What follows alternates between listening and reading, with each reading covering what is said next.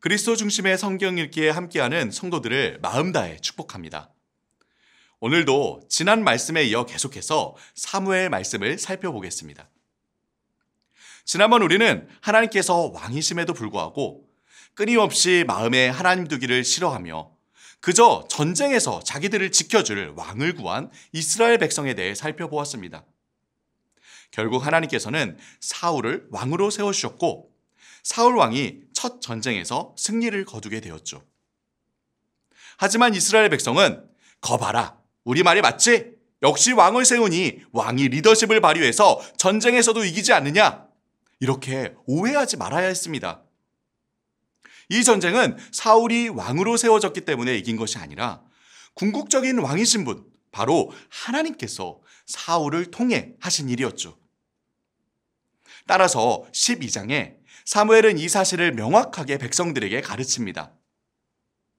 지금까지 이스라엘을 지키시고 보호하시고 인도하신 분은 왕이신 하나님이시다. 그러니 아무리 왕이 세워졌어도 만일 너희가 하나님의 명령을 무시하거나 또는 그 왕이 하나님을 따르지 않으면 똑같이 심판이 있을 것이다. 하나님을 대신하는 왕은 없다. 그저 하나님을 대리하는 왕일 뿐이다. 하지만 이후에 나오는 말씀에서 우리는 하나님 앞에 이스라엘을 대표하는 사울이 어떻게 하나님을 떠나 사무엘 선지자의 경고대로 하나님의 심판을 받아 몰락해 가는지 확인하게 됩니다. 곧바로 나오는 13장부터 사울은 블레셋과의 전쟁 상황에서 눈앞에 급박한 상황에 사무엘을 기다리지 못하고 자신이 직접 하나님께 제사를 드리죠. 이러한 사울의 행동은 왕으로서의 자신의 역할을 벗어나 선지자요 제사장인 사무엘의 역할까지 침범하는 행동이었으며 명백히 하나님의 명령을 어기는 행동이었습니다.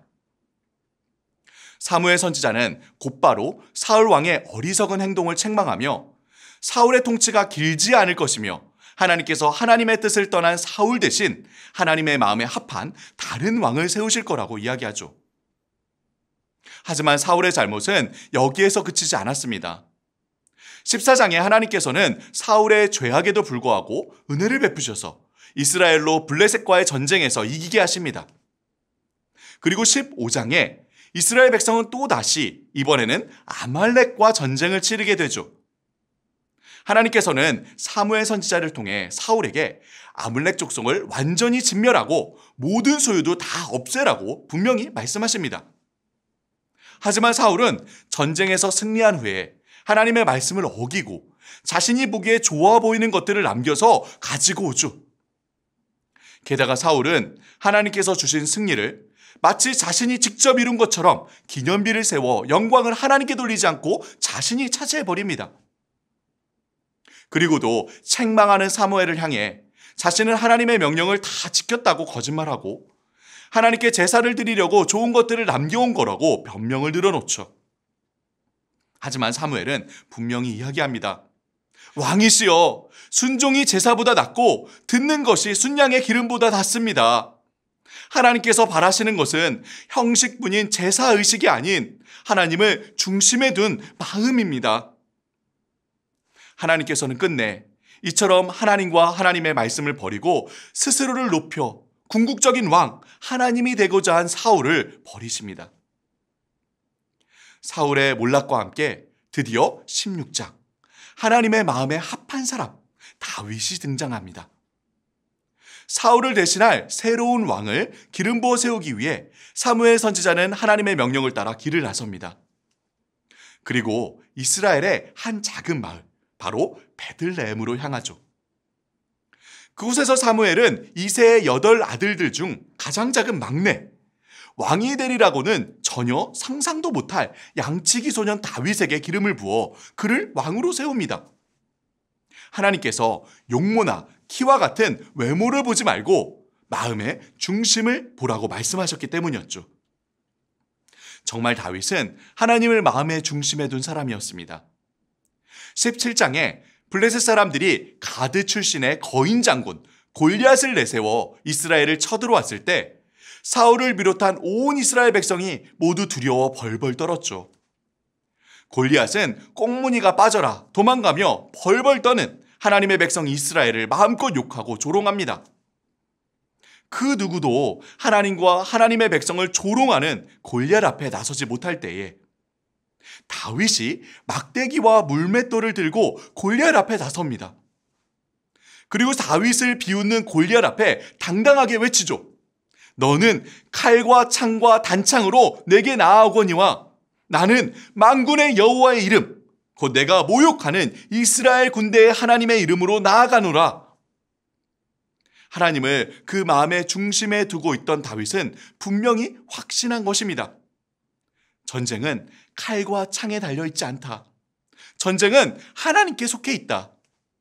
네, 사울도 온 이스라엘 백성도 잊고 있었던 그 사실. 이스라엘의 왕은 하나님이시다. 하나님께서 그 백성을 지키시고 보호하신다. 이 사실을 오직 다윗만이 믿고 골리앗 앞에 당당히 나아가 그를 무찌른 것이죠. 이스라엘은 또다시 블레셋과의 전쟁에서 승리를 거두게 되고 사울은 전쟁의 1등 공신 다윗을 자신의 군대 장관으로 삼습니다. 하지만 곧 사울과 다윗의 갈등이 시작됩니다.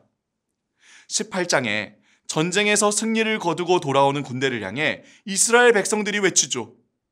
사울이 죽인 자는 천천히요 다윗은 만만이로다. 이에 사울은 다윗을 향한 질투심이 점점 타오르게 되고 급기야 그를 온갖 수단과 방법들을 다 동원하여 죽이려 듭니다. 결국 다윗은 사울의 아들이었지만 다윗을 마음 깊이 아끼고 사랑했던 요나단의 도움을 받아 사울을 피해 도망가고 말죠. 사랑하는 성도 여러분, 하나님께서 이스라엘의 작은 마을 베들레헴에서 보잘것없어 보이는 양치기 소년 다윗을 이스라엘의 왕으로 세우신 장면을 기억하시죠? 바로 다윗의 자손으로 동일한 마을 베들레헴에 우리의 왕이신 예수 그리스도께서 태어나셨죠. 그리고 사울처럼 마음에 하나님 두기를 싫어하는 죄인이었던 우리를 죄로부터 구원하시고 다시 다윗처럼 마음의 중심에 하나님을 둔 하나님의 백성으로 회복시켜 주셨습니다. 우리도 왕이신 하나님께서 우리와 함께 계시기에 닥쳐오는 우리 인생의 모든 문제들 앞에 당당하게 외칠 수 있기를 바랍니다. 나는 만군의 여호와의 이름으로 나아간다. 전쟁은 하나님께 속해 있다.